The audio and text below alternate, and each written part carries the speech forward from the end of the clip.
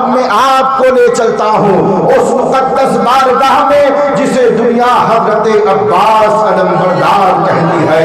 ارے مورخین نے لکھا ہے کہ علی نے اپنی زندگی میں کبھی اللہ کی رضا کے سوا کچھ نہیں مانگا، ہاں اگر مانگا ہے تو علی نے اپنی دعاؤں میں عباس کو مانگا ہے۔ علی نے ساری زندگی اپنی دعاؤں میں اگر کسی کو مانگا ہے تو حضرت عباس علمبردار کو مانگا ہے۔ اور دوستوں، خاندان مصطفیٰ کے شہزادوں کا نام تو دیکھیں کتنا چن چن کر رکھا گیا۔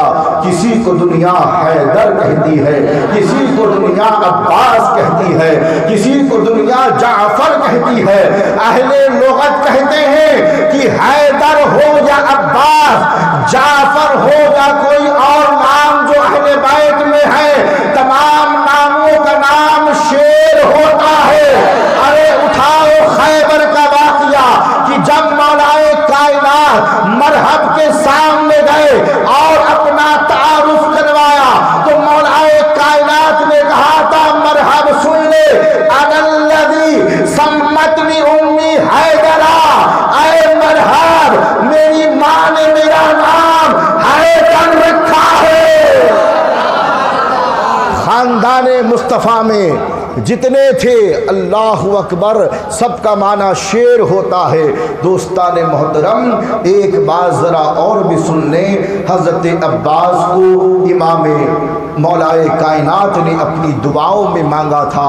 ذرا میں آپ کو پیچھے لے چلتا ہوں کہ جب سیدہ کائنات مخدومہ کائنات سیدہ فاطمہ الزہرا کا آخری وقت تھا تو آپ نے اپنے شوہر حسنین کے بابا علی کو بلایا اور بلا کر کے آپ نے فرمایا، اے حسنین کے والد، مجھ سے وعدہ کرو کہ جب میں دنیا سے چلی جاؤں تو میرے بعد تم ایک بہادر عورت سے نکاح کرنا۔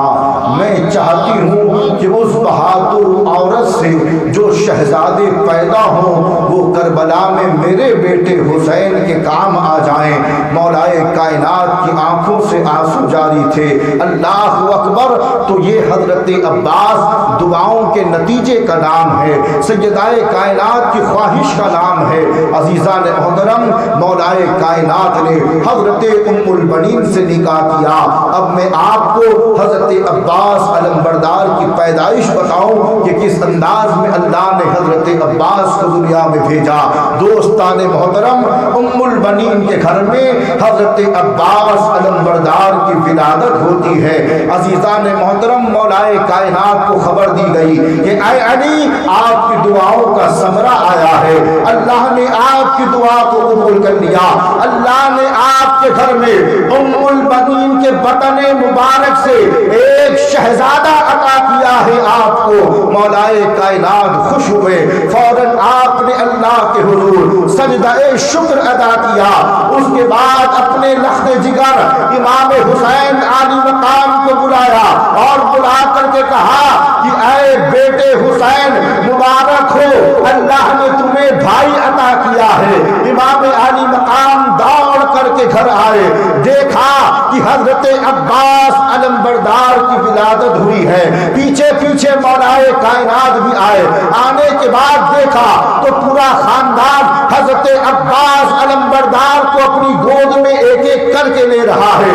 کوئی پیشانی کو چوم رہا ہے، کوئی گالوں کو چوم رہا ہے، ہر کوئی اپنی محبت کا اظہار کر رہا ہے۔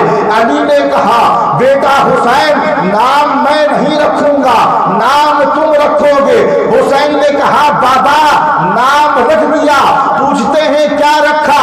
آقا حسین کہتے ہیں، بابا عباس نام رکھا ہے۔ علی نے کہا، بیٹا عباس کیوں رکھا؟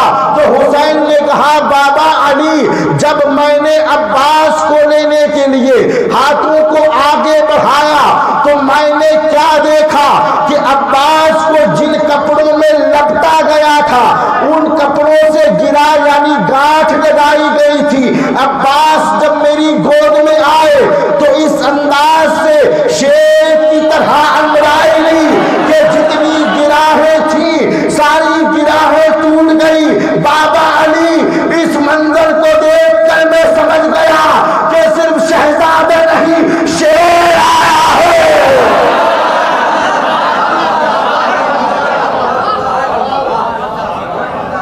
میں سمجھ گیا کہ بیٹا نہیں، صرف شہزادہ نہیں بلکہ شیر آیا ہے، اس لیے بابا علی میں نے اپنے بھائی کا نام عباس رکھا ہے۔ اور ایسی محبت دونوں بھائیوں میں کہ ساری زندگی حضرت عباس امام حسین کو آقا حسین کہہ کر بلاتے رہے۔ بھائی تھے رشتے میں لیکن کبھی بھائی نہیں کہا۔ ایک روایت سنا چکا ہوں، بچپن میں کہا تھا، ام البنین نے منع کر دیا کہ بیٹا بھائی ضرور ہیں لیکن یاد رکھنا یہ آقا زادے ہیں، یہ آقا زادے ہیں، بھائی نہ کہنا، جب بھی کہنا آقا حسین کہنا۔ اتنی محبت تھی۔ عزیزان محترم، آئیے کربلا کے میدان میں تمہیں لے چلتا ہوں، وہی حضرت عباس علمبردار جو تمام اہل بیت اطہار کے محافظ بن کر کربلا میں آئے تھے۔ اللہ اکبر، جب آپ مدینے سے نکل رہے تھے ام البنین نے امام حسین سے کہا تھا کہ آقا حسین، اے حسین، چند لمحوں کے لیے عباس کو میں چاہتی ہوں۔ امام عالی مقام نے کہا امی جان لے جاؤ، کوئی بات نہیں۔ عزیزان محترم، جب مدینے سے یہ قافلہ نکل رہا تھا تو ام البنین نے حضرت عباس کو لیا اور سرور دو جہاں آقائے نعمت حضور نبی کریم کی تربت پر لے کر آئی، اور آنے کے بعد ایک ہاتھ اپنے سر پہ رکھا، دوسرا ہاتھ حضور کی قبر سے لگایا، اور حضرت عباس کو ام البنین نے مدینہ منورہ سے نکلنے سے پہلے ایک وعدہ لیا تھا اور کہا تھا کہ عباس تمہارا ایک ہاتھ اپنی ماں کے سر پر ہے، دوسرا ہاتھ نبی کریم کے روضہ انور پر ہے، مجھ سے وعدہ کرو کہ جب تم کربلا جاؤ اور جب تک تمہارے بازو سلامت رہے، اے عباس، کبھی سیدہ زینب کی چادر نہ چھینی جائے۔ ان کی عظمتوں کی حفاظت، ان کی حرمت کی حفاظت عباس تمہیں کرنی ہے۔ اب کربلا کا میدان ہے، حضرت عباس علمبردار خیموں کی حفاظت کر رہے ہیں، بیویوں کی حفاظت کر رہے ہیں۔ حضرت عباس نے دیکھا کہ یزیدی ظلم پر ظلم اٹھا رہے ہیں، آئے آقا حسین کی بارگاہ میں اور آنے کے بعد اس کرتے ہیں آقا حسین بہت ظلم ہو گیا یزیدیوں کی طرف سے، اب اپنے بھائی عباس کو رنگ جانے کی اجازت دی جائے تاکہ یزیدیوں کو بتاؤں کہ عباس کس کا نام ہے، تاکہ یزیدیوں کو بتاؤں کہ عباس کسے کہتے ہیں، تاکہ یزیدیوں کو بتاؤں کہ شجاعت کسے کہتے ہیں۔ اب امام عالی مقام جانتے تھے کہ اگر عباس چلے گئے تو ایک یزیدی باقی نہیں رہے گا۔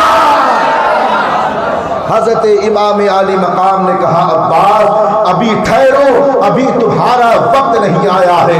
اتنے میں خیمے سے نکل کر بی بی سکینہ آتی ہیں، حضرت عباس علمبردار کے دامن کو پکڑ کر کہتی ہیں چچا عباس، پیاس کے مارے گلا سوکھا جا رہا ہے، گلوں میں کانٹے چبھ رہے ہیں، چچا عباس پانی لے کر کے آئیے۔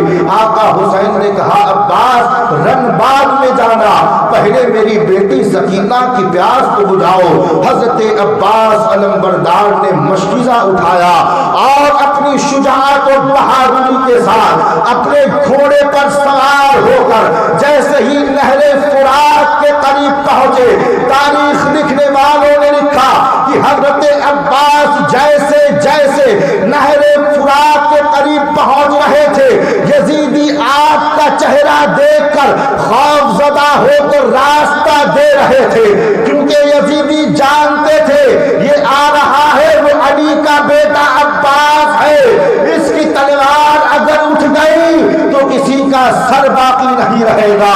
5000 یزیدیوں نے نہر فرات پر پہرا لگایا تھا، حضرت عباس کا گھوڑا نہر فرات کے قریب پہنچتا ہے، یزیدیوں نے راستہ دے دیا، حضرت عباس قریب آئے، آنے کے بعد مشکیزہ اتارنے کے بعد مشکیزے میں پانی رکھا، پیاسے تو عباس بھی تھے، جیسے ہی چلو میں پانی لیا سکینہ کی صورت سامنے آ گئی، گویا سکینہ کہہ رہی تھی کہ چچا عباس کیا تمہیں نبی کا فرمان نہیں معلوم؟ نبی نے کہا تھا کہ پہلے چھوٹوں کو پلایا کرو بعد میں تم پیا کرو۔ حضرت عباس نے چلو کا پانی پھینک دیا دریا میں واپس۔ اس کے بعد حضرت عباس نے اپنے وفادار گھوڑے سے کہا ارے تو پانی پی لے، ارے تو پانی پی کر سیراب ہو جا۔ گھوڑے نے گردن ہلا کر کے منع کیا، گویا گھوڑا کہہ رہا تھا کہ آقا عباس میں پانی پی کر یزیدی بننا نہیں چاہتا، میں پیاسا رہ کر حسینی بننا چاہتا ہوں۔ ارے جب میرا آقا عباس پانی نہیں پیتا تو میں کیسے پانی پی سکتا ہوں؟ حضرت عباس علمبردار نے مشکیزہ اٹھایا، گھوڑے پر سوار ہوئے، ایک شقی کی آواز آتی ہے سنو، عباس پانی لے کر خیمے میں جا رہے ہیں اور جان لے کہ اگر ایک قطرہ بھی خیمہ حسین میں پہنچ گیا تو پھر ہماری خیریت نہیں ہے۔ دوسرے شقی نے آواز دی کہ اتنے تیر برسا دو، اتنے تیر برسا دو سقائے سکینہ پر کہ پانی کا ایک قطرہ خیمہ حسین میں نہ پہنچنے پائے۔ المختصر تیروں کی بارش ہوتی ہے۔ حضرت عباس علمبردار اور آپ کا وفادار گھوڑا تیروں کی وجہ سے زخمی ہو جاتا ہے۔ حضرت عباس علمبردار زخمی ہے، ایک شقی پیچھے سے آتا ہے، اس نے اپنی تلوار سے حضرت عباس علمبردار کا دایاں بازو کاٹا۔ حضرت عباس نے مشکیزہ بائیں کاندھے پر لیا، دوسرا شقی آگے بڑھتا ہے، حضرت عباس کے بائیں بازو کو کاٹتا ہے۔ اب دونوں ہاتھ کٹ چکے ہیں۔ حضرت عباس علمبردار نے وہ پانی کا مشکیزہ اپنے دانتوں میں دبایا، مگر کیا کرتے، اتنے تیر لگے تھے کہ حضرت عباس علمبردار گھوڑے سے زمین پر آتے ہیں۔ زمین پر آئے، ایک شقی نے تیر چلایا جو آپ کی آنکھ میں جا کر کے لگا۔ حضرت عباس اپنے بھائی حسین کو پکارتے ہیں کہ آقا حسین آئیے، اپنے بھائی کو دیکھیے کس حال میں ہے۔ آقا حسین حضرت عباس کے قریب آئے، آپ نے حضرت عباس علمبردار کو گود میں اٹھایا، ان کا سر اپنی گود میں رکھا اور گود میں رکھ کر کے کہا کہ بھائی عباس ذرا آنکھیں تو کھولو، تمہارا بھائی حسین آیا ہے۔ حضرت عباس علمبردار نے کہا بھائی آنکھوں کو کیسے کھولو، ایک آنکھ میں تیر لگا ہے، دوسری آنکھ خون سے بھری ہے۔ مولا امام حسین نے دوسری آنکھ سے خون کو صاف کیا۔ حضرت عباس علمبردار نے امام عالی مقام کو دیکھا، امام کی آنکھوں سے آنسو کے قطرات تھے۔ کہتے ہیں بھائی کوئی آخری خواہش ہو تو ظاہر کرو۔ حضرت عباس نے کہا آقا حسین میری کوئی خواہش نہیں ہے، لیکن ہاں مجھے خیمے کی طرف لے کر کے مت جانا، اگر سکینہ نے مجھے دیکھ لیا تو میں شرمندہ ہو جاؤں گا، کیونکہ سکینہ نے پانی منگوایا تھا، عباس اس کے لیے پانی لے جانے میں کامیاب نہ ہو سکا۔ آقا حسین نے اپنے بھائی کے لاشے کو اٹھایا، اٹھانے کے بعد اپنے خیمے کی طرف آئے۔ شاعر کہتا ہے کہ ان سے پوچھئے ناکامیوں کی لذتیں، ان سے پوچھئے ناکامیوں کی لذتیں، لٹ گیا ہو جو مسافر جا کے منزل کے قریب، ان سے پوچھئے ناکامیوں کی لذتیں، لٹ گیا ہو جو مسافر جا کے منزل کے قریب۔ عزیزان محترم